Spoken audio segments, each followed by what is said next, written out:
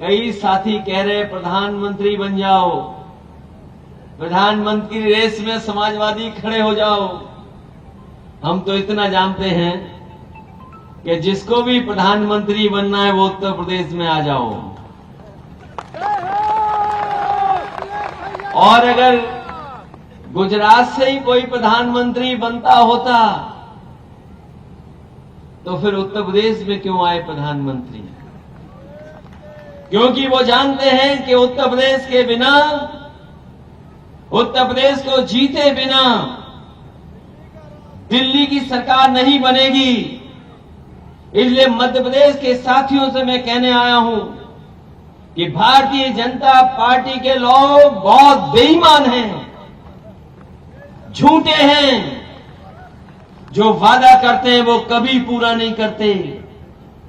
अपने हमारे किसान भाई, गरीब गांव के रहने वाले लोगों, याद कीजिए, भारतीय जनता पार्टी ने आश्वासन दिया था और ये भरोसा दिलाया था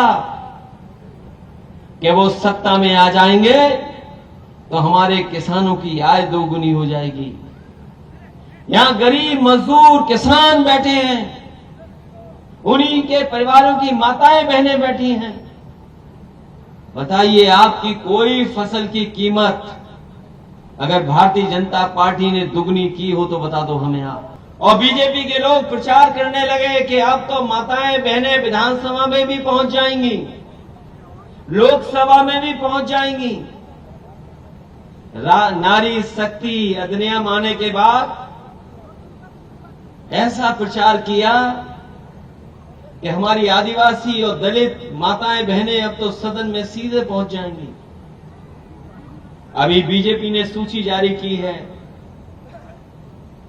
कई लोगों को चुनाव लड़ा रहे हैं। बताओ, कहीं 33% अगर आ गई हो दलित माताएं बहनें तो हमें बता दो उसमें। अभी जो सूची जारी हुई है भारतीय जनता पार्टी की, क्या उसमें दलित, आदिवासी या हमारी महिलाओं को मौका दिया है? हम अपनी माताओं बहनों को कहना चाहते हैं और संगठन के लोगों को कहना चाहते हैं, अगर कोई हमारी मां, बेटी या बहन या संगठन की कोई भी पदाधिकारी महिला है और अगर उसने क्षेत्र में काम किया होगा, बीजेपी के लोग 33% लड़ाए न लड़ाए, लेकिन समाजवादी पार्टी 20% महिलाओं को टिकट दे करके उनको मौका देने का काम करेगी। और हम भारतीय जनता पार्टी से कहना चाहते हैं, ये जो 33% का आरक्षण का जो सपना दिखाया है वो तो न जाने कब पूरा होगा। कोई कह रहा 2 लोकसभा चुनाव हो जाएंगे तब भी लागू नहीं होगा। जब लागू हो तब लागू हो। कम से कम बीजेपी को मध्य प्रदेश में और आने वाले लोकसभा चुनाव में ईमानदारी से, अगर लोकसभा को उन्होंने मंदिर माना है और अगर इस बिल का नाम नारी शक्ति बंधन रखा है नाम, तो कम से कम लोकसभा विधानसभा में 33% माताएं बहनों को टिकट देकर के साबित करें कि इनकी नीयत साफ थी, इसीलिए इन्होंने 33% का बिल लाने का काम किया है। और हमारे समाजवादी लोग जानते होंगे, नेताजी के बारे में जानते होंगे, एक समय था जब न जाने कितने लोगों ने विरोध किया था, न जाने कितने लोगों ने किस किस तरीके से कहा गया था कि अगर आप फूलन देवी को चुनाव लड़ाएंगे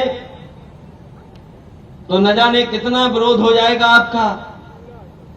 जो लोग पुराना समाजवादियों का इतिहास जानते होंगे वो जानते होंगे कि नेताजी ने किसी की परवाह नहीं की और वो फूलन देवी जो जेलों में पड़ी थी, गरीब और खासकर जिनके साथ अन्याय हुआ उनकी आवाज बनकर के आगे आई थी, उसको भी लोकसभा में पहुंचाने का काम अगर किसी ने किया था तो समाजवादी लोग और नेताजी ने।